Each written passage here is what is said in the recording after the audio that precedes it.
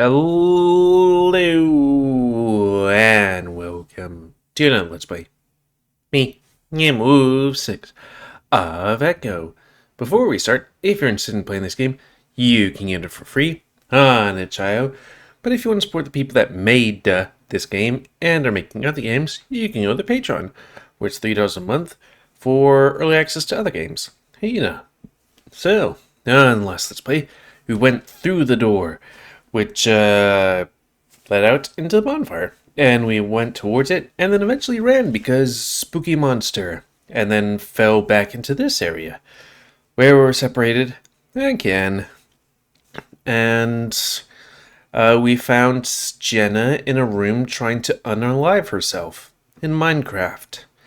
But thankfully, Carl here was able to help save her. Hyena. And,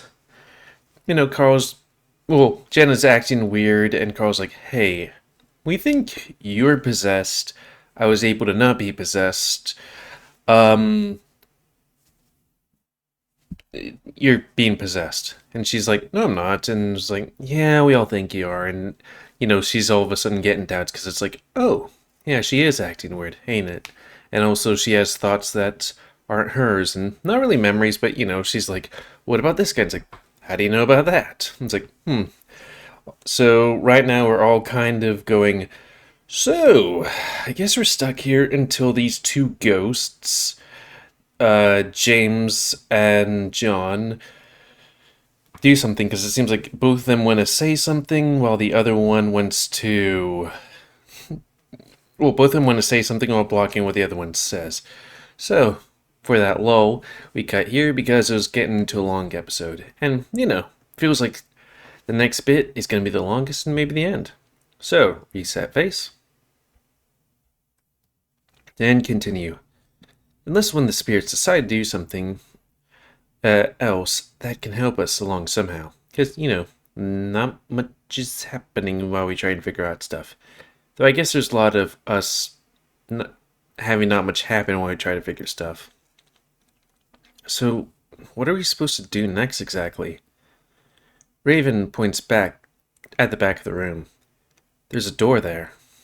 We all look in the direction he's pointing. Are we still in the newsroom?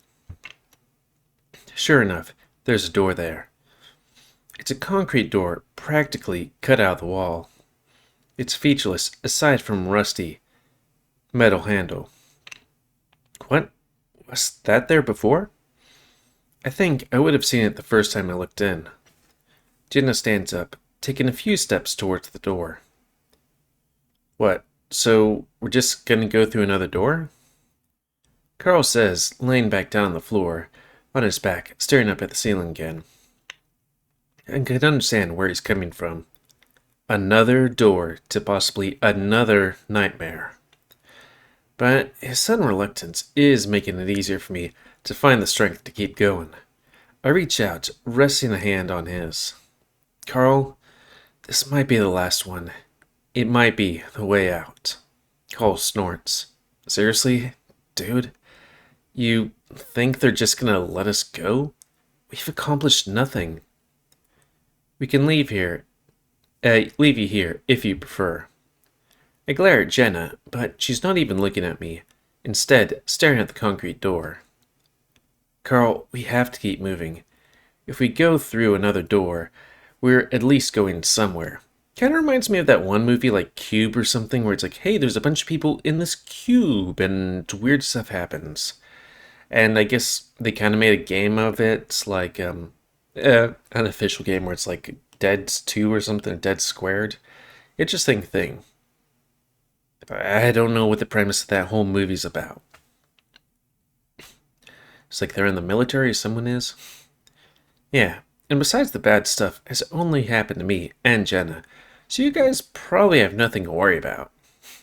Yeah, it do be like that. This time, we can't stay here forever.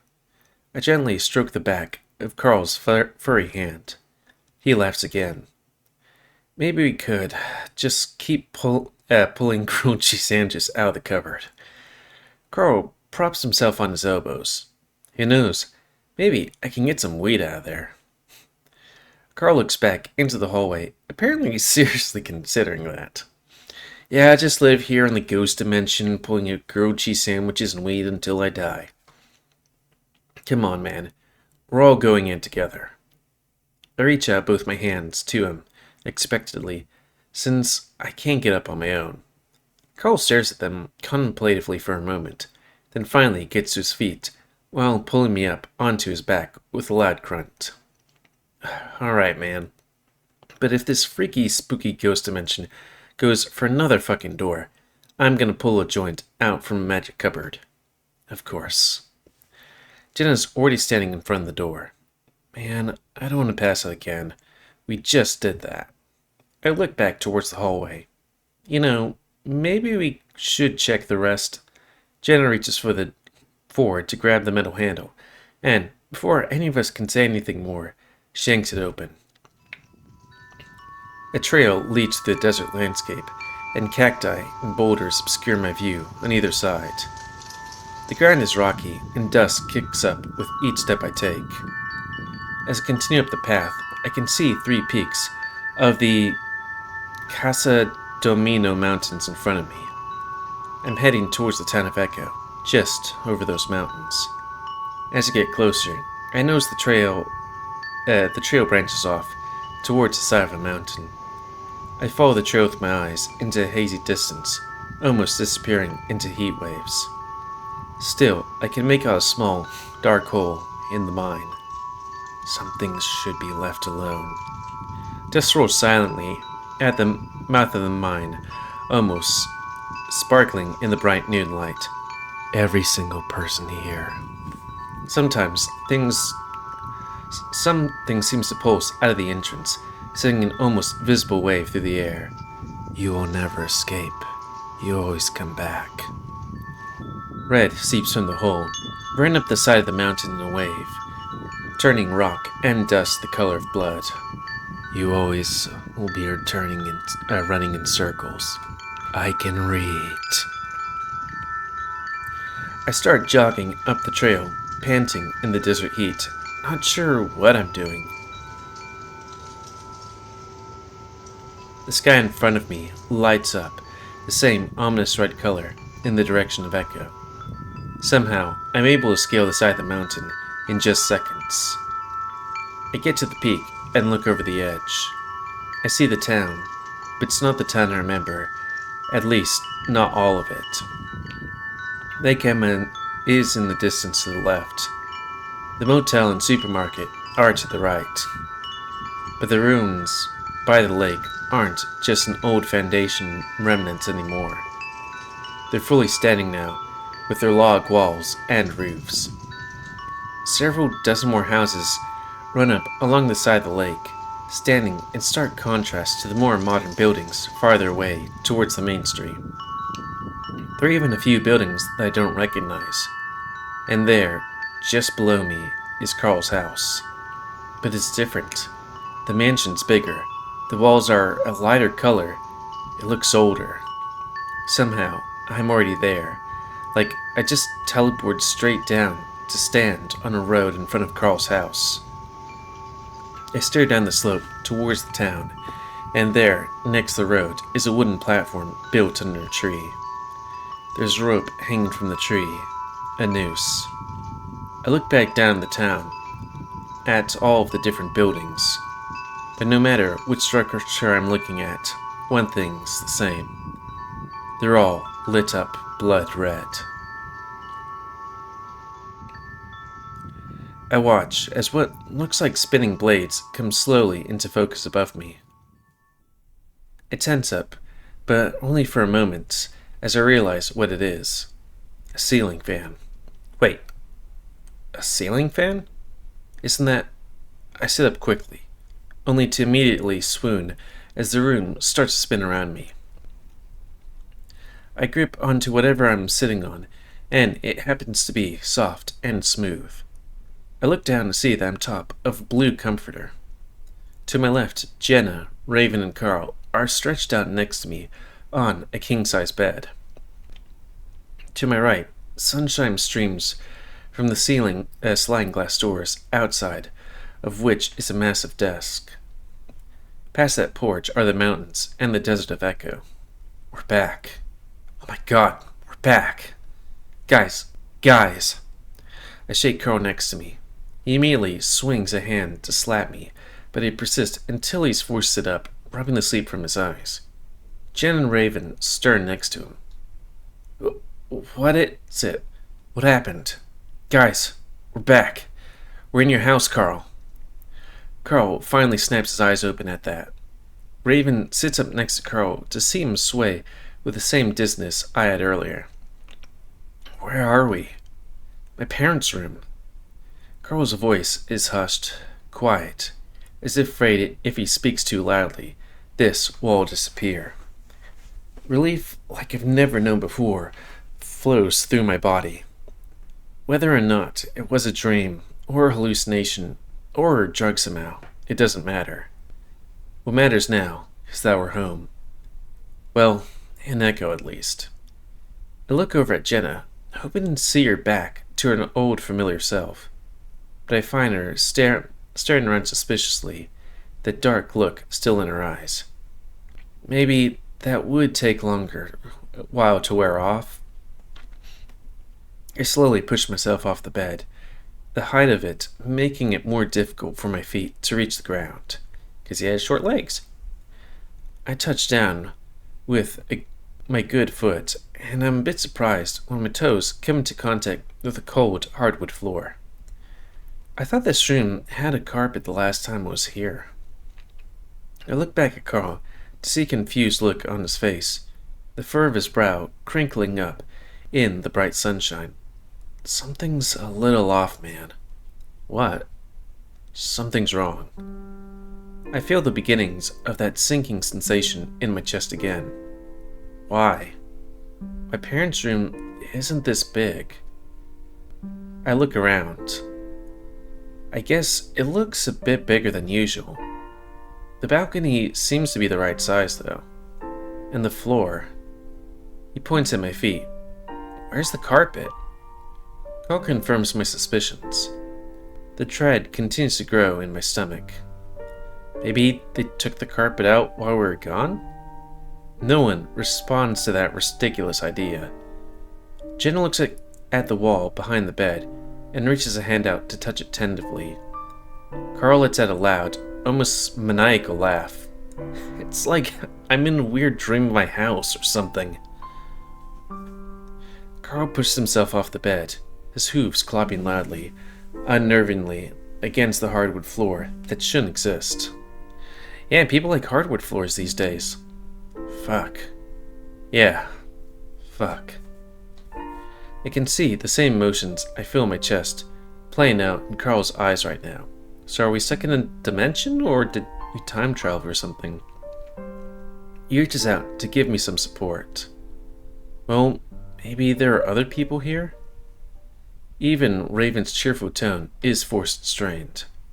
I guess I was expecting that we'd end up in another dream world or whatever. Check our phones. But the fact that I thought for just a moment that we were back in the real world made this all the more soul-crushing.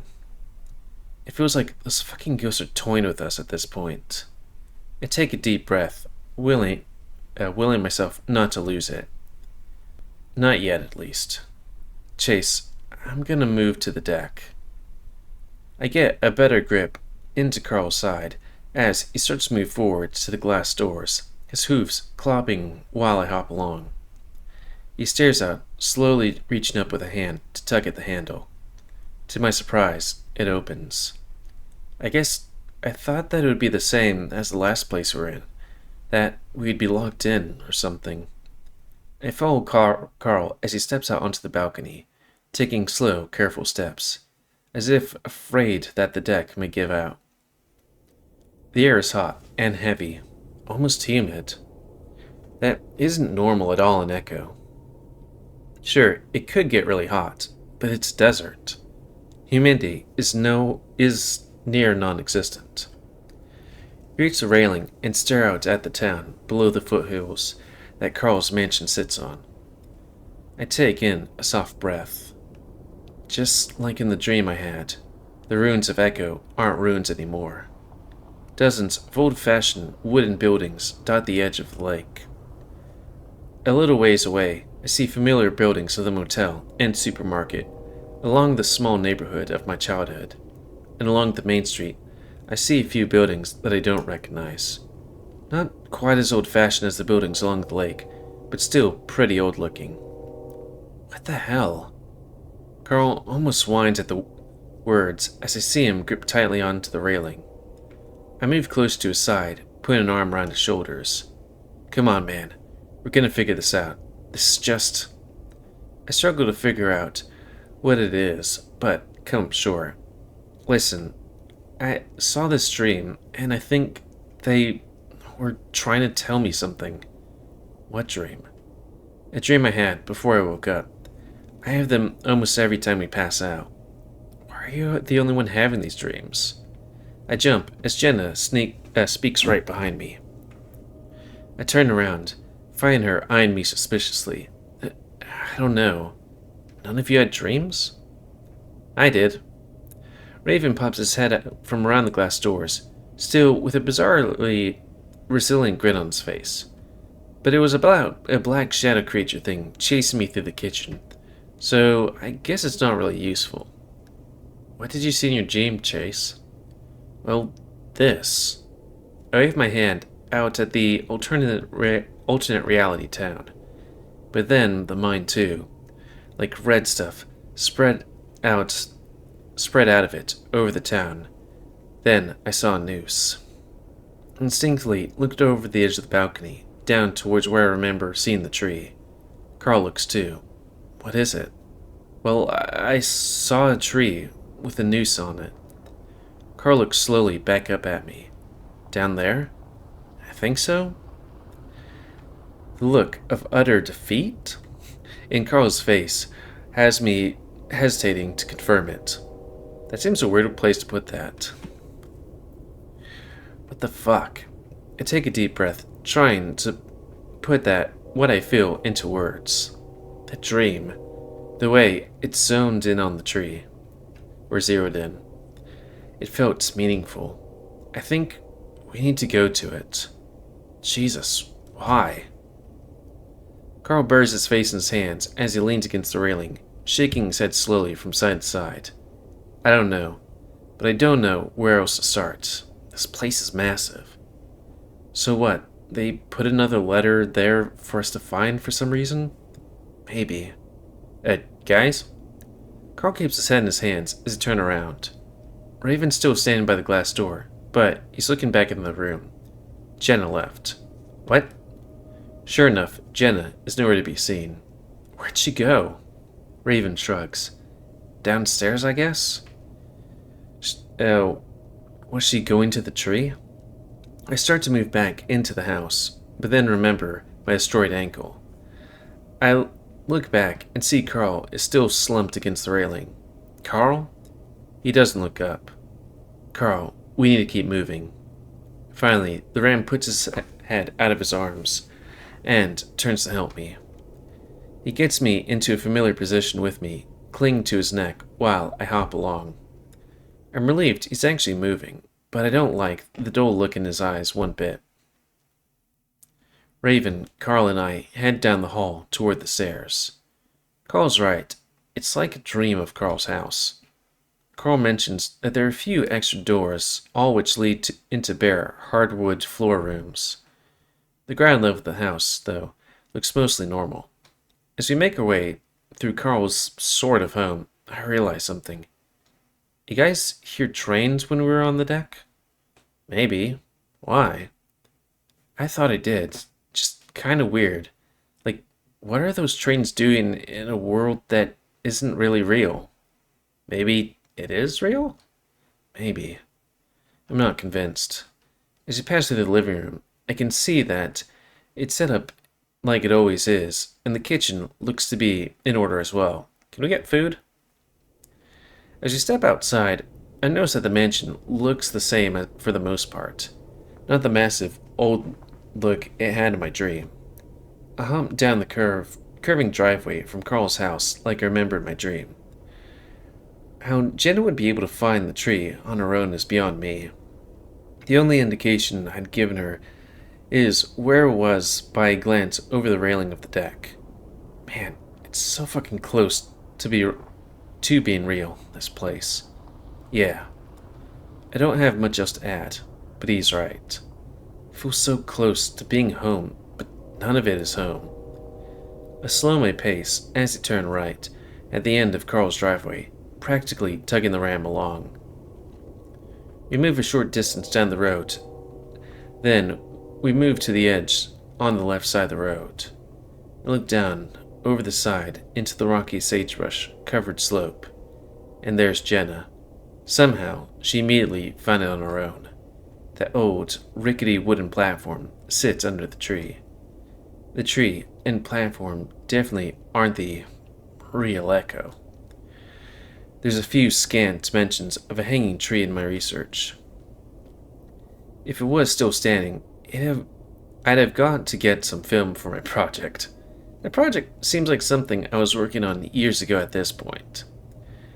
I carefully start to climb down the slope, clinging to Carl.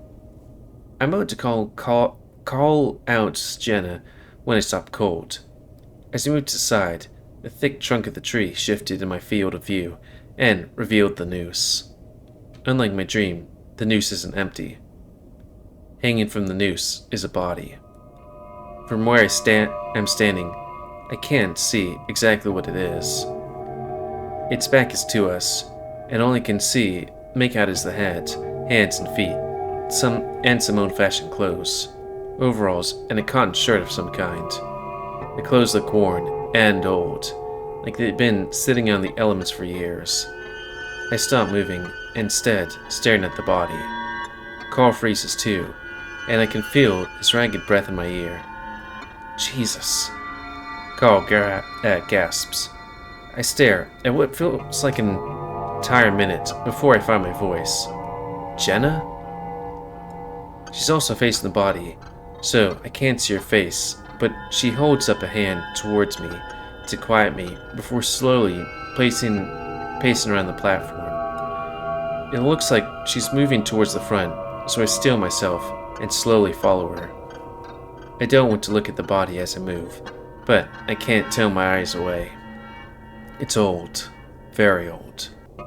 The fur is mostly gone, the skin underneath black and leathery. The face is drooping and sunken, eyelids closed. It's been out in the sun for a very long time. I don't know much about corpses, so I don't know how long. I just know it's been a very long time. From what I can tell, it's canine of some kind. A fox? John? For some reason, I look towards Jenna to see if she'll let us know who it is. She doesn't, instead just staring at the body.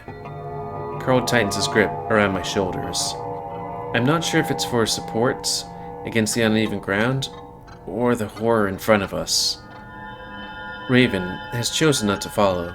Instead, he stands back behind the platform, looking away from the body. I swallow hard, trying to keep my nerves under control, trying to look at the situation like it's a simple task. Do you guys see anything? Note something? I try to search the platform to avoid looking up at the body. There's something in its mouth.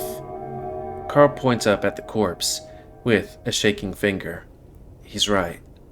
There's a flash of white in his mouth of the corpse, just barely sticking out from what looks like gnarled teeth. Piece of paper, maybe? I'm surprised at how successfully I am at keeping my voice calm. I sort of feel a little numb to all this now. But I think we both realize at the same time what that means. They're going to have to actually get that piece of paper. Fuck, man. Why do we have to do this? Why don't they just tell us what they want us to know? I cling to Carl as much as he cling to me, trying to keep him calm. Listen, I'll get it. It's just a body. No, it's not. Nothing's just as it is in this fucked up place. Gently, suddenly turns to the two of us, causing both of us to flinch back to her. Chase, you need to get it. What? Why? You can't even fucking walk. I can crawl. We had the dream. They want him to be the one to get it. He volunteered anyway. That doesn't make sense. It makes perfect sense. Why the hell don't you get it? Carl has adjusted himself so that he's standing halfway in front of me protectively. Because that's what they want. That's bullshit. If you know something, Jenna, then why don't you fucking tell us? Carl's snarling at Jenna now, which is all the more impressive because rams can't snarl. We can't be doing this right now. Here we are in this fucked up dimension in front of a mummified corpse, arguing. I put my hand against Carl's chest. Listen, I'll get it. This is what they want, and this will help us move forward. I try not to think about actually going up the wooden steps to stand in front of the corpse, but I don't really have any other options right now. Carl doesn't loosen his hold on me. Fuck no. Jenna, you get it, since you seem to know what the fuck is going on. Carl squeezes me tighter against his chest as he leans in to glare at Jenna. Jenna glares back, and I see her lips trembling as she appears to be holding back her own snarl. Stop it. Carl, let go. I'm gonna get the paper. No chase. Carl, nothing bad has happened when it comes to getting those stupid pieces of paper. I'll be fine. Carl looks down at me, his face etched with stubborn resoluteness. I mean, like, wasn't Jen being pulled in and then also the smug monster and stuff? It's at least a nice change from the almost dead look that I'd seen earlier. He stares at me hard for a good long while, to the point where I almost blush until finally. Fine, but I'm coming up with you. I don't think... Shut up, Jenna. Or shut up, Jenna. It's kind of funny how reading these things sometimes. Each word seems to have to work real hard to get itself out of Carl's muzzle. It's okay. Let's go. Let Carl hold my hand as we both move toward the platform, more uneven ground. I notice Raven standing off to the side, still facing away from us. I have to check on him later. The wood creaks softly under our feet as we make our way up the steps. I focus on my hopping foot, not wanting to look at the body. Once we reach the top, though, I realize that I'm gonna have to. Leaning heavily against Carl for support, I look up. The corpse's eyes are open now. Two yellow, piercing eyes, they're sunk deep in the skull, stare back at me.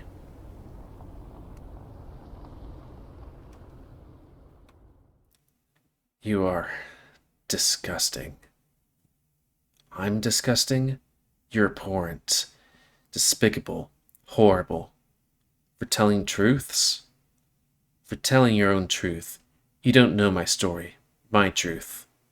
Your truth is delusion. You, cruel, filthy son of a bitch. What do you want from me? I want justice.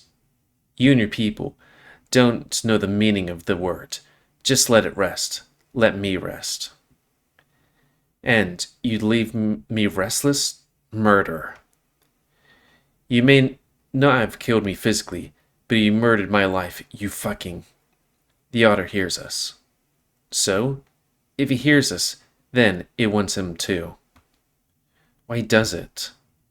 You think I know? Why does it create these places? Let us do small things, then take it away. It's a game. My life. My reputation is a game to it. Ha! A game? Go on. Why don't you tell him your truth?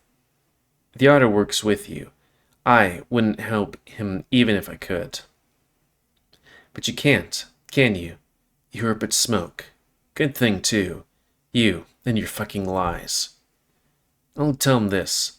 Otter, you are stuck here because you cannot see the truth until you do. How we know the truth if you only lie? You are disgusting. I think that's James and John. I'm 9 or 10, and I'm sitting under a tree in the forest.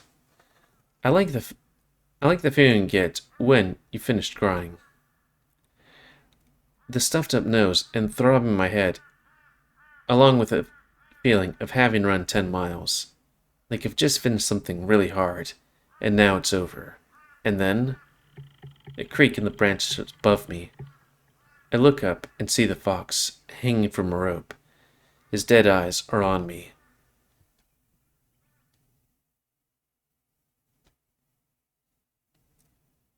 Why don't you get your ass up here and dig it out yourself then? He's awake.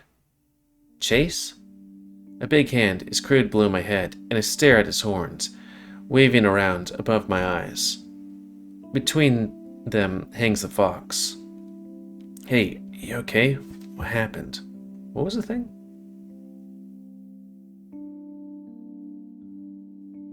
Ah, okay. What happened? I don't know. There were eyes? I stare harder at the fox, but the eyes are closed. Yeah, me too, but you sort of just fell back. Sorry I dropped you and I think you hit your head. That would explain the headache. My head throbs with each heartbeat. Why didn't you grab the letter, Chase? Are you kidding me? I flinch at Carl's loud voice and the spit that flecks my face. He just passed out, and that thing had something to do with it. Like I said, dig it out of the fucking mouth if you want to. Dig what out? I craned my head painfully to look at Jenna. He stands in the exact same spot, staring stoically. Raven has moved to stand next to her, but now his eyes are wide, staring at the fox. I turn my head back, around towards the hanging fox, and that's when I see that the letter's gone. Where did it go? I push myself up, clinging as I once again forget about my ankle. Carl hurriedly fusses around me, helping me stand. I keep my eyes on the fox the entire time, but I don't see any signs of life. What happened? You fell. No, the fox. What happened to the letter? He ate it. What? How? It sort of gobbled it up. Carl's free hand gestures at his mouth. I lean my forehead against the ram's cheek as I close my eyes. So, are we not supposed to read it? Raven's voice is small and quiet, nothing like his usual self, even during the time we've spent here. No one says anything for a while. I clear my throat. I think I heard John and James while I was out. What did they say? I think John and James, they're influencing some of this, but there's something else controlling all of it. How? I don't know, but it's stopping them from telling us what they want to say. Like it's a game for it. I feel Carl shake his head against my head. So what are we supposed to do? Just figure out the game, I guess. They said something about having to see the truth, but I'm not exactly sure what it is. But the fox just ate our clue. That might have been one of them. James or John? I don't know. You just find another one then? I don't say anything because that's when I see the hint of white sticking out from the fox's pocket. I point. What's that? What? That, sticking out of his pocket, chest pocket. Huh? Carl moves a little closer, pulling me along tentatively. Raven calls anxiously from behind us. What are you guys doing? Carl's voice gets tighter, more nervous as he reaches out with a shaky hand. I keep my eyes focused on the pocket, not wanting to look into the eyes if they open again. Carl touches the chest, yanking back his hand, once before slowly going in again. His face turns towards mine, cringing as he tries to look and not look at the same time.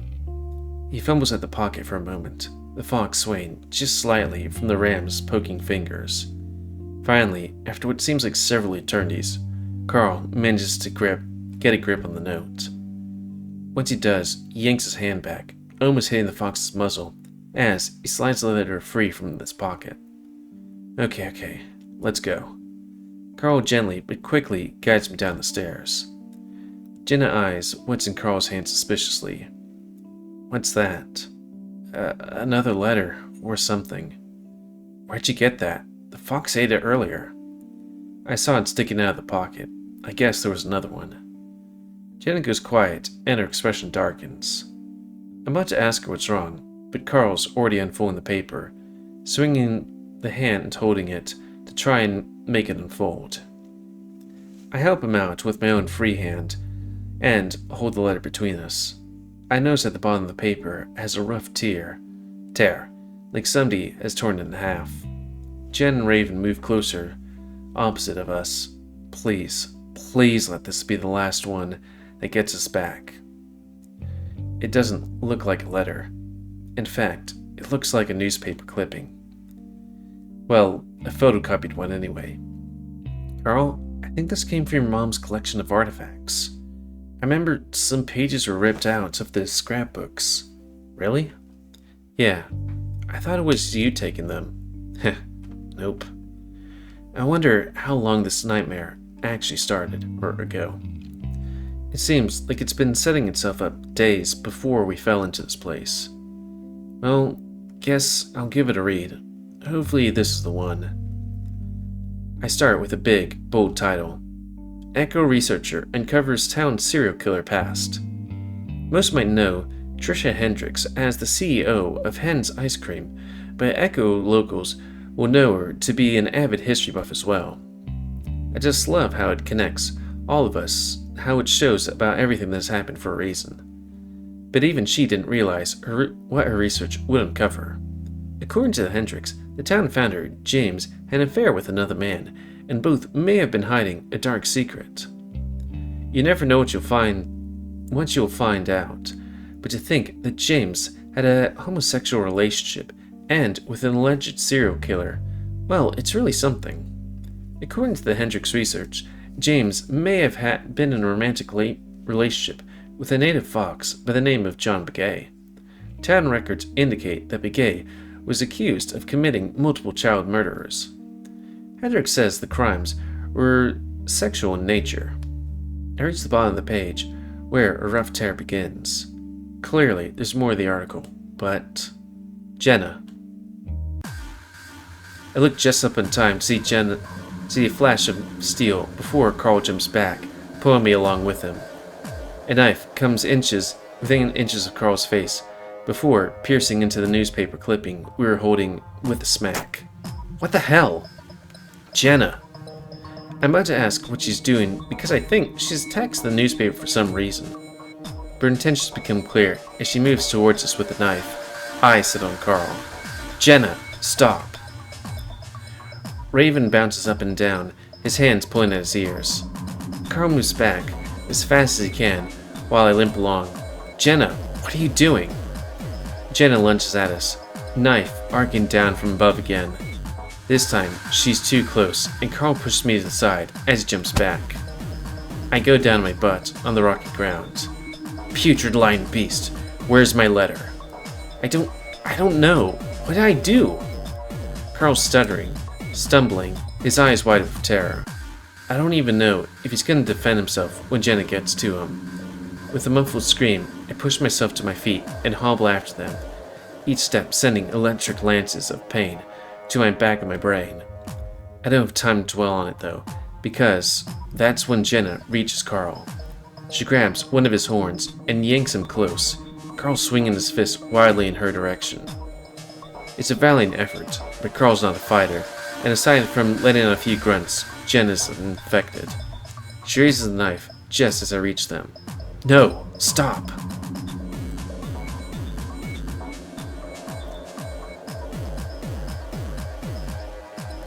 I feel like if I push Jenna, she's gonna stab herself. Grab. I need to pull her away from Carl. I reach out, grabbing the fox by the back of the shirt and yanking as hard as I can. Jenna falls back and unexpectedly turns into me as she does. Uh-oh. A deep, penetrating bolt of pain goes into my chest. I gasp like I've just jumped into a pool of ice-cold water. I can't help it. It's like a reflex. And with a gasp comes a violent change of light and scenery, and suddenly I'm in darkness. Not complete darkness though, because the moon shines down on us. The pain in my chest gives a few deep throbs before Jenny yanks the knife out of my chest. Chase! Carl screams my name as I go to my knees, both hands pressed to my chest. Chase! Chase! I hear Carl stumbling around as Jenna turns back around towards the ram. And did I pick wrong? Is this the bad ending? I look up to Carl, trying to ask for help, tasting blood in my mouth. But Carl isn't looking at me. He's stumbling around, looking everywhere except for where I am, while at the same time trying to dodge Jenna. Where is he? I raise my hand, trying to show him. Maybe it's too dark? At that moment, Raven, almost invisible in the darkness, tackles Jenna to the ground. Stop it. Stop this. This is crazy. Please just stop. He pins her easily. Chase! I force myself to stand, panicking now. The throw on my chest is different. Odd. Something deep inside me has been hit. Help me. I stumble forward, toward Carl, but he moves further away from me. Chase! He's crying now, but he can't see me. I look behind me, seeing a few lights of Echo, all of the normal buildings under the moonlight. I'm back, but I'm dying, and Carl can't see me. I need to get help. I stumble forward toward the hill, shakily trying to climb up the incline of the rocks and dirt. My shirt is soaked, and it clings to my body like a second skin. Each pulse of my heart sends a wave of warmth over my chest and stomach. If I can just get to Carl's house, I can call someone. To get to the top of the slope, on the actual road. There's a pop in the distance. A gunshot? Did you just stab him? Raven, there's blood on the knife. Oh my god. Carl screams, make me want to turn back. But if I can only get to the house, get a phone, call for help, for me and my friends. But everything's getting hazy. My legs are like lead. I can't even feel my ankle anymore. My ears seem to clog up with my breaths, slowing down, and all I can hear is my heartbeat in my ears, and my breathing, and both are getting weaker. Darkness creeps over the edge of my vision. Something lays on the road in front of me, and my legs give out as I pass it. Slumped on my knees, I look at it to see a weasel. Duke? I can't tell, because most of his face is missing, and there's a little plastic thing stuck to the bloody mess. I don't really care though. Everything seems peaceful for once. Quiet and peaceful.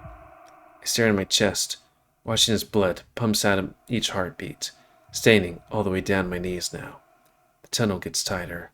I sway. I fall. Into nothing. Okay, bad ending.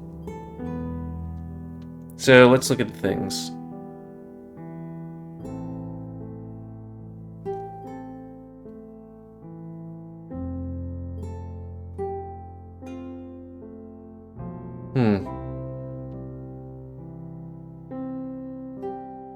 Okay, if Chase tells Carl to fight James off, blames herself despite its anxious feelings.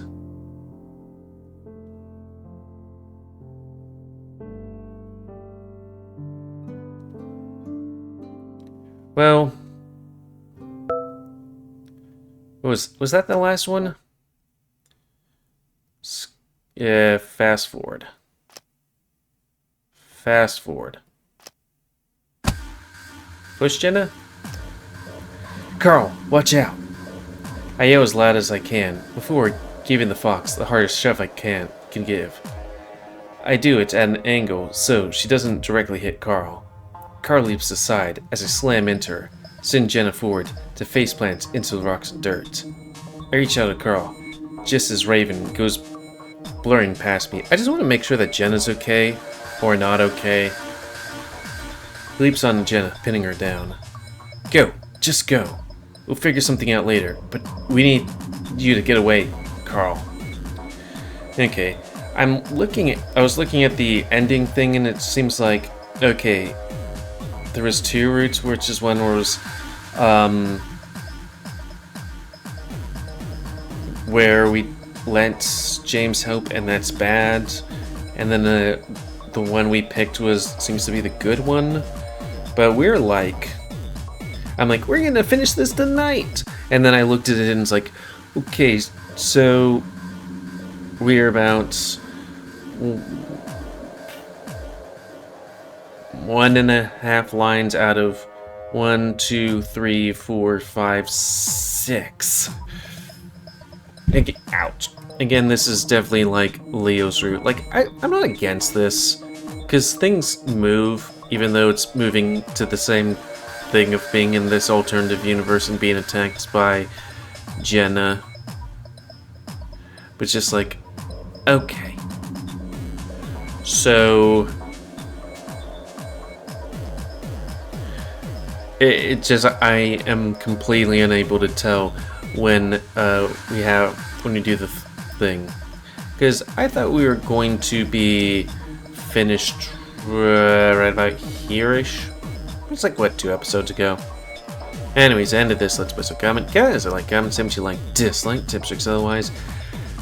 If you like my YouTube and like see it grow, then please like, subscribe, and check out the videos to help it grow. And please remember to pay new your animals to help control the pet population. And if you want to play this game, it's available for free on itch.io, but if you want to support the people that make this game and get the news version earlier, then you can go to Patreon. Sorry, press the button in my brain. If you want to play this game, it's free, but if you want to support other games, $3 a month on Patreon. And until next time, it's like me, GamerWolfSix of Echo. The game just keeps on going sometimes. So thanks and see ya.